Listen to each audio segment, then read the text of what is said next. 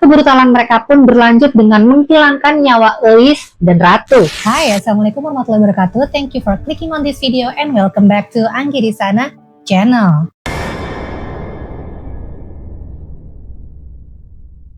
Kadang tragedi terbesar justru terjadi di tempat yang kita anggap paling aman, termasuk di rumah. Awal September 2025, masyarakat Indramayu diguncang kabar yang mengerikan. Satu keluarga, 5 orang sekaligus ditemukan terkubur di samping rumah mereka sendiri. Keluarga yang dikenal baik dan sederhana, tiba-tiba saja hilang lenyap tanpa jejak, lalu ditemukan dalam kondisi yang sudah tidak bernyawa. Malam ini aku akan membawakan sebuah kisah penghilangan nyawa keluarga Syahroni, sebuah kasus yang sangat pilu karena di dalamnya ada 2 korban yang masih di bawah umur. Bagaimana kisahnya? Tanpa berlama-lama lagi, be quiet, listen carefully, cause the story begin.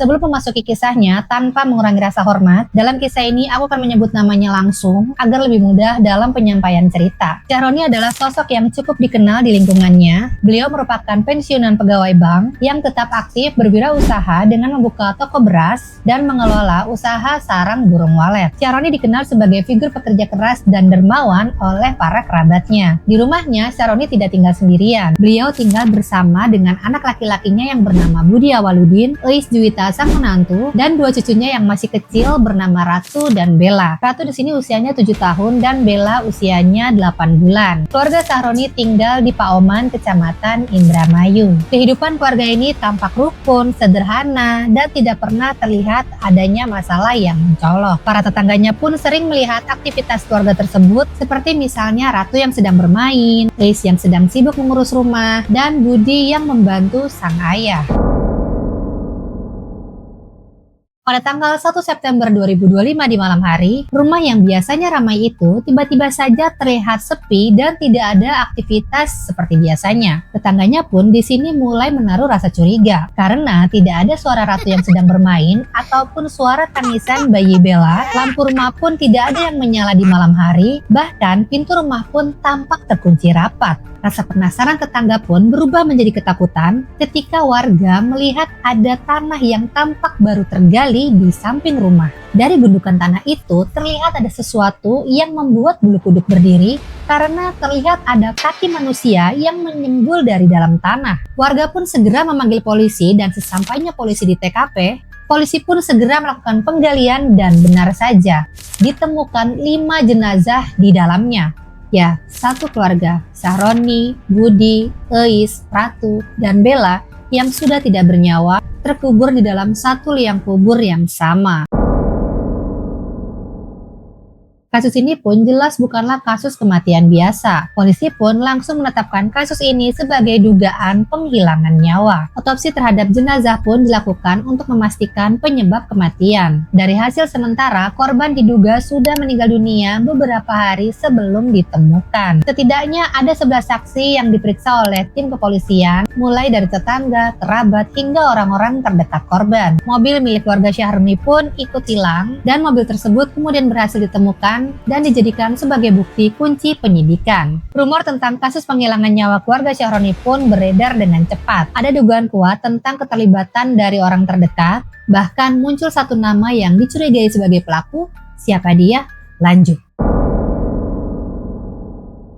Di tengah penyelidikan, muncul satu nama yang awalnya menjadi sorotan, yaitu Evan Bagus Pratama. Evan ini adalah mantan anak buah Budi. Banyak yang mencurigainya, bahkan menudingnya sebagai pelaku penghilangan nyawa keluarga Syahroni. Namun, kenyataannya justru Evan adalah saksi kunci yang membantu tim kepolisian dalam mengungkap kasus penghilangan nyawa ini. Evan yang sempat diamankan oleh pihak kepolisian di Mapolres Indramayu, suatu hari akhirnya angkat bicara. Evan mengaku saat itu Budi meminta bantuannya untuk menggadaikan sebuah mobil pick-up senilai 14 juta rupiah, dan uang senilai 14 juta rupiah dari hasil gadainya itu kemudian ditransfer oleh Evan ke e-wallet atas nama Budi Awaludin. Belakangan Evan baru mengetahui bahwa kemungkinan besar yang menghubunginya saat itu bukanlah Budi, melainkan pelaku yang asli yang menghubunginya. Nanti kamu bakalan tahu kenapa Evan baru mengetahui hal ini. Dan di sini Evan menyebutkan 2 nama pelaku kepada tim kepolisian. Mendapatkan pengakuan dari Evan, polisi pun melanjutkan penyidikan untuk menangkap pelaku dan mengungkap motif serta memastikan peran masing-masing pelaku dalam tragedi berdarah itu.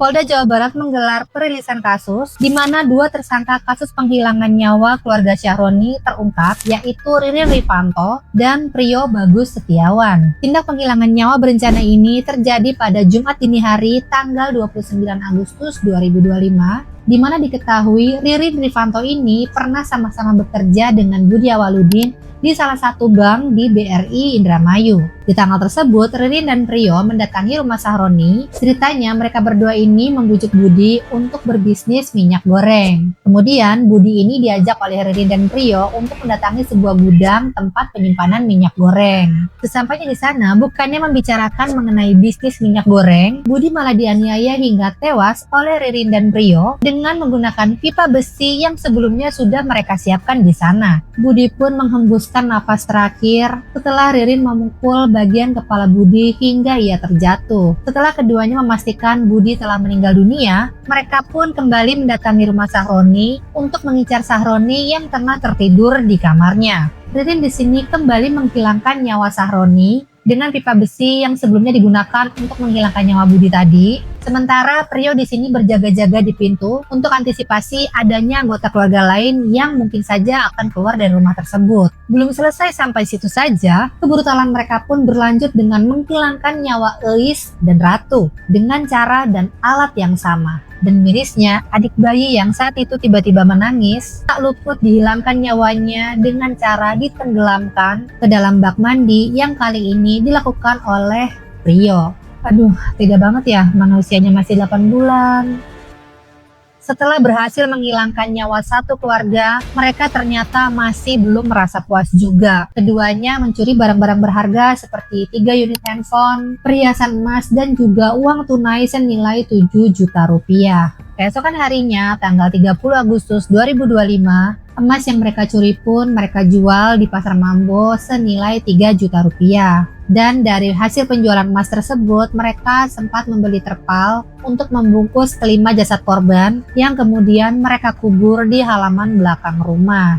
Setelahnya mereka membersihkan rumah Syahroni, kemudian membawa kabur mobil milik Syahroni, dan pipa besi yang mereka gunakan untuk menghilangkan nyawa itu dibuang ke Sungai Cimanuk. Mobil yang dibawa Ririn dan Prio ini kan ibaratnya kayak barang bukti kalau mereka adalah orang yang terakhir bertemu dengan keluarga Syahroni. Nah, untuk menghilangkan bukti ini, pada tanggal 1 September 2025, pukul 2 dini hari, mobil Corolla itu pun akhirnya diparkirkan di sekitar rumah mertua Evan dengan tujuan memfitnah Evan sebagai pelaku penghilangan nyawa keluarga Syahroni. Setelahnya mereka pergi ke hotel dan mengambil uang senilai 10 juta rupiah dari e-walletnya Budi. Jadi nih ya, masih inget kan kesaksian Evan tentang transaksi sewa mobil pickup tadi dan 3 handphone yang dicuri mereka itu? Nah, ternyata salah satu dari handphone itu adalah milik Budi. Terus oleh Ririn, handphone itu digunakan untuk menghubungi Evan. Sekitar 10 pagi, Ririn ini yang berpura-pura menjadi Budi ingin menggadaikan mobil pickup warna putihnya ke Evan senilai 14 juta. Nah, Evan yang saat itu belum mengetahui nih kalau sebenarnya Budi sudah tiada. Karena dia belum tahu, tentu ya oke-oke aja. Dan sorenya dia pun mentransfer uang senilai 14 juta ke e-wallet milik Budi. Nah, ini tuh sesuai dengan permintaan Budi ya. Lalu setelah ia merasa rencananya ini sukses dengan menaruh mobil Corolla di sekitaran area rumah si mertuanya Evan, ia pun langsung nih menyebar kabar ke temannya bahkan ke istrinya bahwa Evan adalah pelaku penghilangan nyawa keluarga Syahroni. Jahat banget nih Ririn.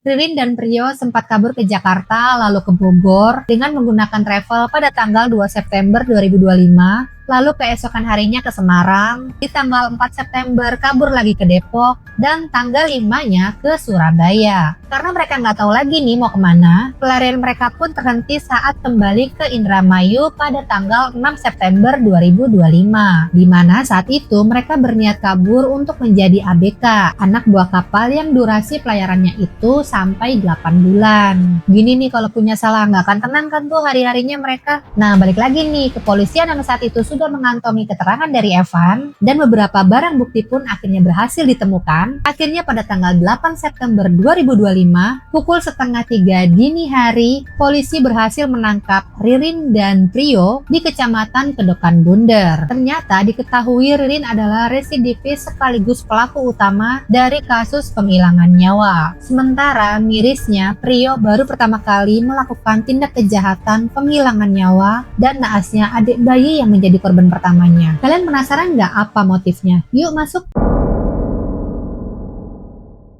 Semua ini berawal dari transaksi sewa mobil antara Ririn dan Budi. Ririn menyebutkan awalnya menyewa mobil milik Budi senilai Rp750.000. Nah, rupanya mobil yang disewanya ini tuh mogok. Ririn yang kesal lalu meminta Budi untuk mengembalikan uang tersebut. Namun di sini ternyata Budi menolak untuk mengembalikan uangnya. Ia beralasan uangnya itu sudah habis digunakan untuk membeli sembako. Nah, dari sinilah timbul rasa dendam dari Ririn ke Budi. Dengan perasaan kecewa dan dendam, Ririn merencanakan untuk menghilangkan nyawa Budi dan ia pun mengajak Prio untuk membantunya. Dan kenapa ya kok Prio ini mau mengikuti rencana Ririn? Ternyata diketahui bahwa Prio ini dijanjikan oleh Ririn bahwa nantinya setelah rencana ini berhasil, ia akan diberikan uang senilai 100 juta oleh Ririn. Kedua pelaku dijerat pasal 340 KUHP tentang penghilangan nyawa berencana dengan ancaman pidana mati seumur hidup atau 20 tahun penjara. Mereka juga dikenai pasal 37C junto pasal 80 ayat 3 Undang-Undang Nomor 35 Tahun 2014 tentang Perlindungan Anak dengan ancaman 15 tahun penjara.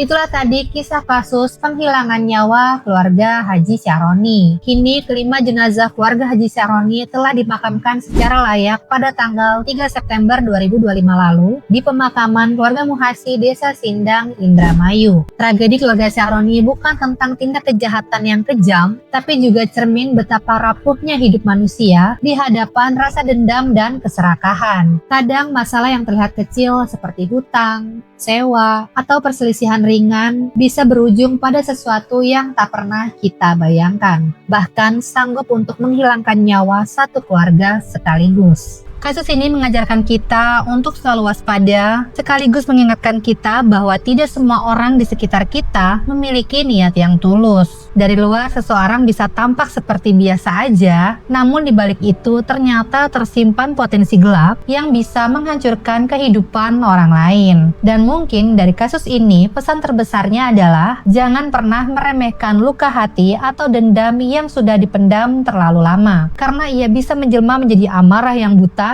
yang pada akhirnya bisa merugikan semua orang. Aku pribadi di sini mengucapkan turut berduka cita dan semoga keluarga Haji Syahroni mendapatkan tempat terbaik di sisi Allah Subhanahu wa Ta'ala, serta keluarga yang ditinggalkan diberikan ketabahan dan kesabaran. Amin. Al-Fatihah untuk almarhum dan almarhumah.